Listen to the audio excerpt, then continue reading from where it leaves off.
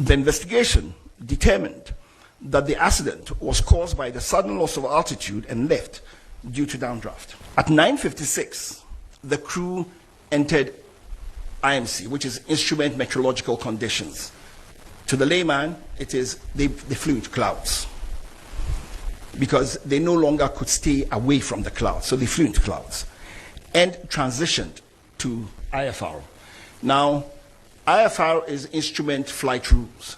So what it means is they now transitioned from navigating using visual cues to now navigation solely on the aircraft's instruments. Suddenly thereafter, the helicopter that was flying up without any change in its power or in the pitch which we use to go up and down,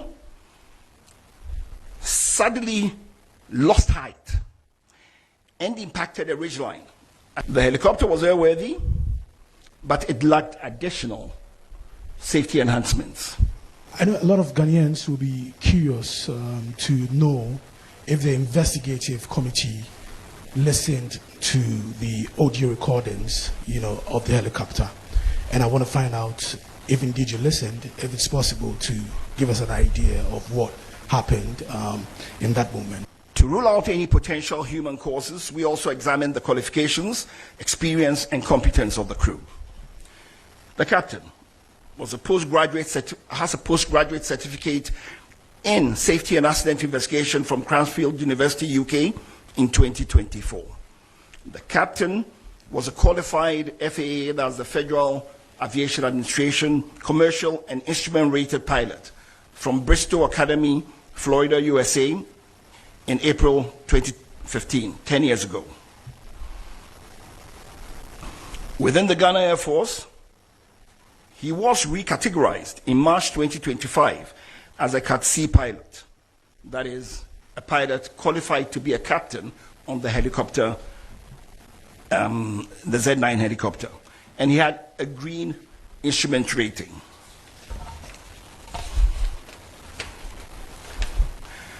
In the Air Force, they have gradings for pilots, categories for pilots from A to D.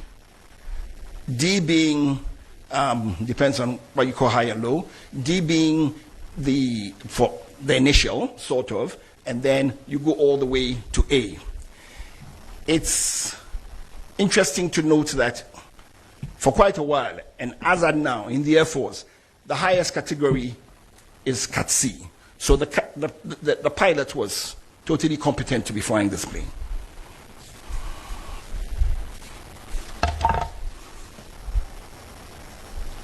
The co-pilot was also a qualified FAA commercial and instrument-rated pilot from Bristol Academy, Florida, and he qualified in April 2023.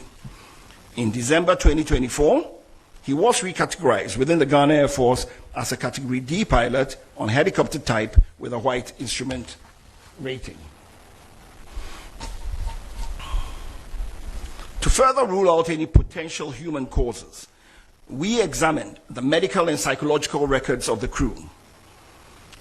A review of the medical and personal records revealed no known medical or psychological conditions in the captain, co-pilot, or technician at the time of flight. All three were described by witnesses as calm, prepared, and professional during the pre-flight activities. Fatigue or medication was not considered to have materially affected their performance on the day of flight.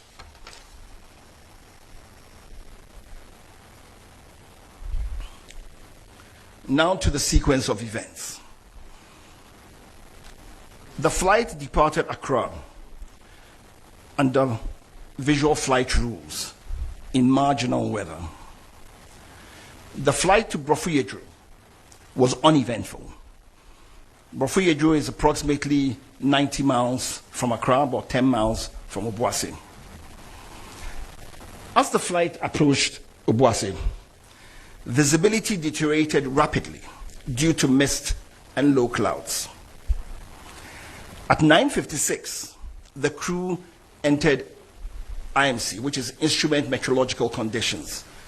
To the layman, it is they flew into clouds because they no longer could stay away from the clouds, so they flew into clouds and transitioned to IFR.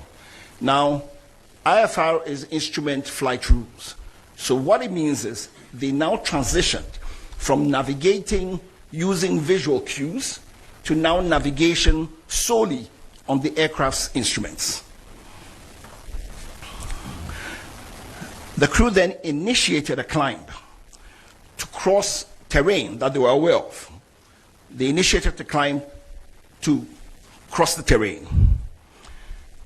Seconds before impact, the crew stated that they could see the high ground below, so they had gone over it.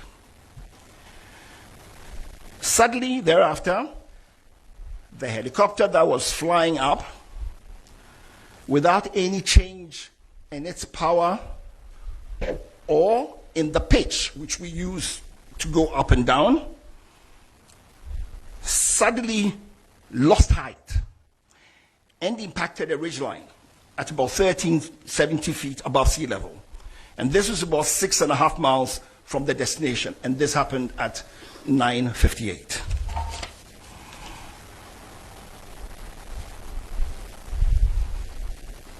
Said all that.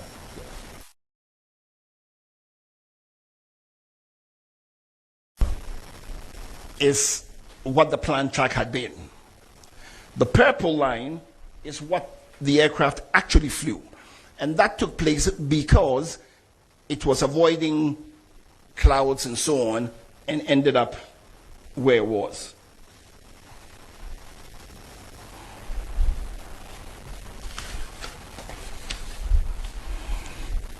Now to our findings. The helicopter was airworthy, but it lacked additional safety enhancements. For instance, the terrain awareness warning system. Now, you know, the terrain awareness warning system, for instance, is predictive. So what it does is it tells you, warns you, it gives you a better picture of the situation and puts the pilots in a better, it gives them, puts them in a position to make better judgments, to be able to see everything and be able to foretell if there are any things that could possibly create a problem. But they lack additional safety enhancements required for the weather phenomenon over that terrain.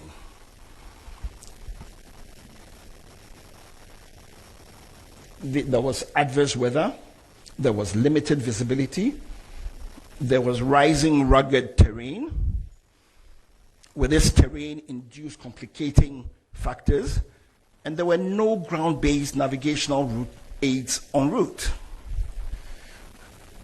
The investigation would like to say that from everything they gathered, the emergency response was very timely. The fact that the first responders managed to get to the site in about 2 hours was remarkable because the terrain has very steep slopes. It was raining, it was slippery. So it wasn't the easiest thing to do. When we went to the site, it was also raining and it was very slippery. And we struggled using sticks and everything to try to get up there. So looking at everything, we would say very confidently that the emergency response was very timely.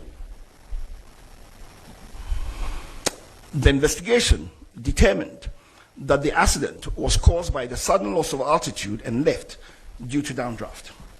This loss of altitude without change in power or pitch altitude is consistent with downdraft associated with changing environmental conditions over high terrain.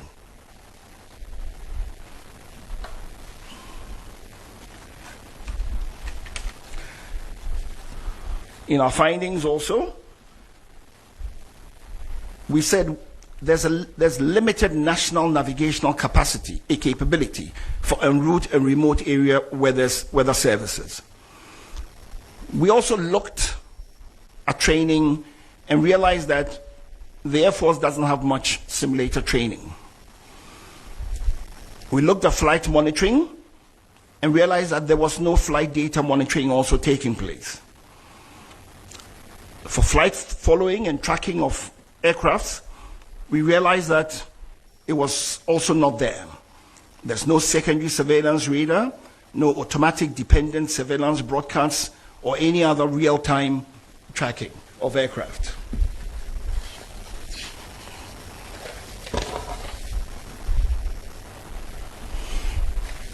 Our safety recommendations. There is a definite need to modernize the fleet of the Ghana Air Force. We have recommended that the Air Force acquire modern aircraft with terrain avoidance warning systems and modern navigation systems. That the aircraft should have cockpit voice recorders and flight data recorders, which are the audiovisual capable types. That the Air Force should invest in simulators for recurrent training. That they contract certified aviation weather provider or providers, and that Ghana as a nation should try to have en route navigational aids, especially in remote areas. The Air Force should seriously consider establishing flight data monitoring and en route tracking systems.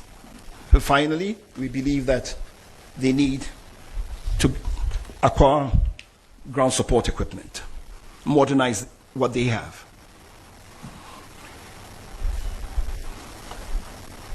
In conclusion, the helicopter accident was an unfortunate and sudden weather-related accident. Implementing the safety recommendations will prevent the reoccurrence of future accidents. At this time, before I take any questions, I just want to give a few acknowledgements.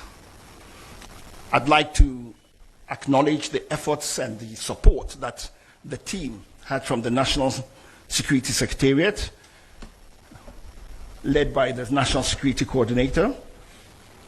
It made what was a really difficult job for us much easier to do, and encouraged us to do and persevere to come up with these results.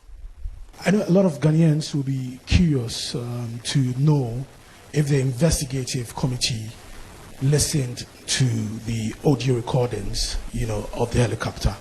And I want to find out if indeed you listened, if it's possible to give us an idea of what happened in that moment. And then the second question, you talked about modernizing the fleet of the Ghana Armed Forces.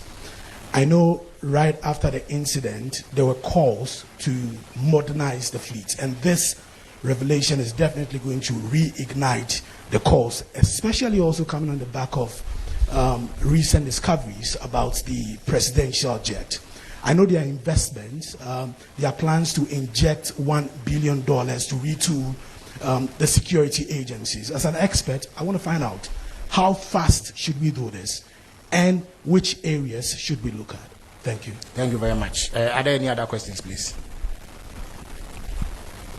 Yeah, courage. Yeah.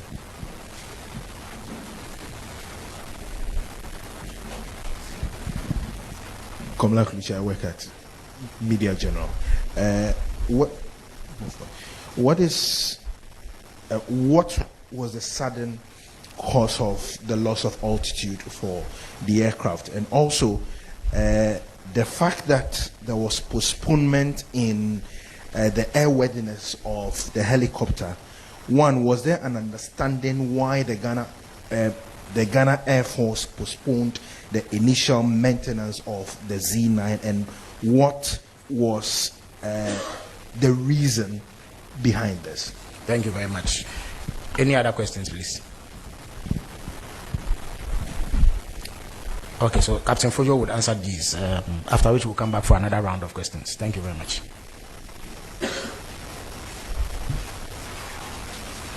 Thank you for your questions.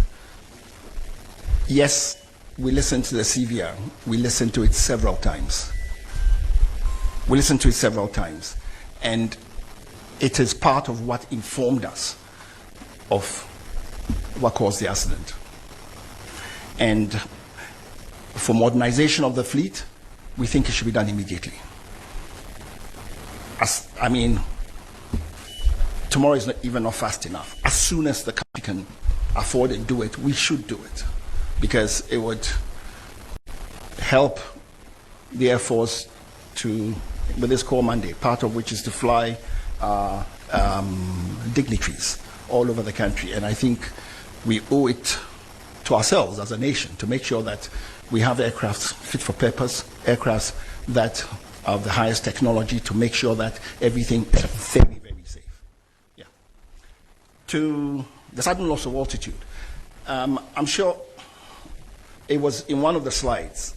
When you over rugged territory, that's over terrain, dependent on the steepness and so on and so forth, it's very easy to have turbulence. It's caused by eddies and rotors. It's an aviation phenomena, right? And you have updrafts, you have downdrafts. And even interestingly, even above the ridge, you can still have downdrafts coming. And it's a phenomenon, it's an aviation phenomena that unfortunately they fell into. They were very unfortunate, but it's a phenomenon that they fell into.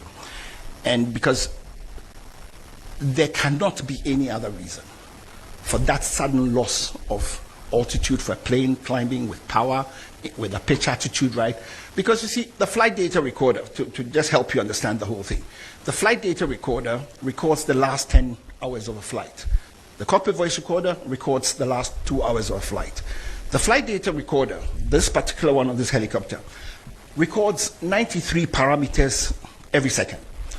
The 93 parameters is made up of 48 analog parameters and 45 switch positions. So, looking at the flight data report, you know where all the switch positions are, you know what the height of the plane was, you know the exact position of, you know it time bound. So what we are saying is from informed data. It's not that we've just conjectured something. We have the data, we've looked at it, and that is how come we've come with the conclusions we've come up with. I hope I've answered. Then the last one, the postponement of the maintenance. It's industrial practice, it's operational. In the airlines, it's done. Air Force doing it, there's nothing wrong with it. It's accepted practice. So there's nothing to it. I hope I've answered your question. Thank you. How to use the laser home kit. First, apply the gel directly to the tooth surface as demonstrated on the video. Second, connect the light to your phone using the USB provided. Leave the light shining on your teeth for 16 minutes. Fourth, rinse your mouth and the mouthpiece with water, cold water. And lastly, smile. Using the toothpaste separately. Brush twice daily with the toothpaste. Bear in mind, this product is not suitable for pregnant women, breastfeeding mothers, and children under 18 years old. Enjoy! I am so pair a sifita structure of what yet, and the enough for unique laser whiten. Any tea stains, coffee stains, smoking stains, beer, unique laser whitening product. Ever in air free summer, come. The Oyan is so befraying. I was 079-9979-2330. Unique laser whitening, or say Muni Seso. I was so more bumble here. Nami Papa Mudi, Pro Technologies, and Nami come from my work. Annie, Pro Technologies. We are specialized in both sales and installation of CCTV cameras. Yet on ESA install CCTV cameras in the Sour Ghana and NASA brochure now fear Ghana. Now beso CCTV camera installation. We need Pro Technologies and in South. We CCTV camera installation, electric fence, automated gate, access control, video doorbell. Opedia, man, nane buansu that form. Ni general construction. So pesi si ufie di mau, say ya bansoro. Dentia, so washasiye, na pesi ready bow, and after na pesi si di mawono. Wuni en emi South. Niye de wubuni se. Ye no yina ne webo chimemuha. Any a branch, ewa Ghana. Na eni mo bra wobre. Inte so sika fire nsemua. Srobiya enim, udad. Da, e debi wa pesi osi. Play beer. And when she saw here solar power, and a bamba house and same idea, only Pro Technologies, and Miss our so, yeah, smart home, a bath from video be a person show fee, and now intercom, a bihujuma, and yes, fancy interior decoration, yes, Sufi and a mount, and now our Sufi, now Pessi, yes, you hold the maw, say a your office, you be travel neat, near a car tracker, and a GPS, I'll bet media track your car, you be a car and then be a bit my hair, a phone so, and register what film video be, now who can first install it, and now the settings, yeah, be a Your Ghana office ewo Ashie Adenta Dodoa Road Yane CBG ene di animhwe. For information or WhatsApp +1 401 7570 300 and +1 401 6992 254. Pro Technologies. Customer satisfaction is our topmost priority.